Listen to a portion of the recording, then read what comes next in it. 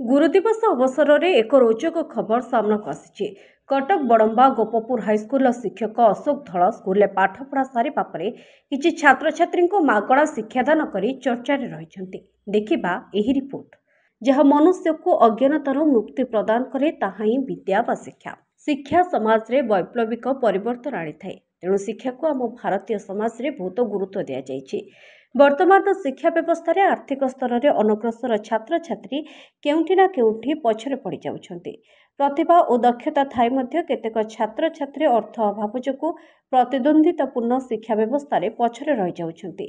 କେଉଁଠି ପିଲାମାନେ ଟ୍ୟୁସନ ଓ କୋଚିଂ ନେଉଥିବା ବେଳେ ଗରିବ ଘରର ପିଲା ସରକାରୀ ସ୍କୁଲ ଛଡ଼ା ଆଉ କୌଣସି ସ୍ଥାନକୁ ଶିକ୍ଷା ଗ୍ରହଣରୁ ବାଦ୍ ପଡ଼ୁଛନ୍ତି।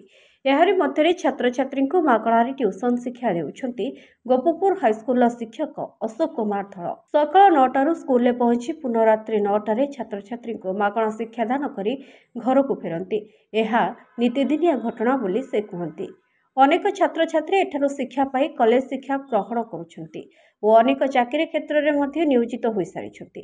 ଛାତ୍ରଛାତ୍ରୀଙ୍କୁ ଏଠାରେ ସବୁ ବିଷୟରେ ପାଠ ପଢ଼ାଯିବା ସହ ସ୍କୁଲର ସବୁ ଡାଉଟ୍ କ୍ଲିୟର କରାଯାଉଛି। ଫଳରେ ପିଲାମାନେ ସ୍କୁଲରେ ଭଲ ପ୍ରଦର୍ଶନ କରିବା ସହ ତାଙ୍କ ବ୍ୟକ୍ତିତ୍ୱରେ ବିକାଶ ମଧ୍ୟ ହୋଇପାରିଛି। ମୁଖ୍ୟତଃ ଏହି ଛାତ୍ରଛାତ୍ରୀଙ୍କ ଅଭିଭାବକମାନେ ଏହି ପାଠଶାଳା ପାଇଁ ବେଶ ଉତ୍ସାହିତ। ଶିକ୍ଷକ ଅଶୋକ ଧଳ ଜଣେ ସୁପରିଚିତ ଶିକ୍ଷାବିତ ଭାବେ ସ୍ଥାନୀୟ ଅଞ୍ଚଳରେ ବେଶ ପରିଚିତ।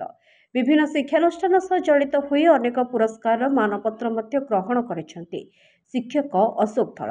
ସେହିପରି ସେ 2023-24 ମସିହାରେ କଟକ ଜିଲ୍ଲାରେ ଜଣେ ଶ୍ରେଷ୍ଠ ଶିକ୍ଷକ ହିସାବରେ ଶିକ୍ଷା ପୁରସ୍କାର ମଧ୍ୟ ପାଇଛନ୍ତି।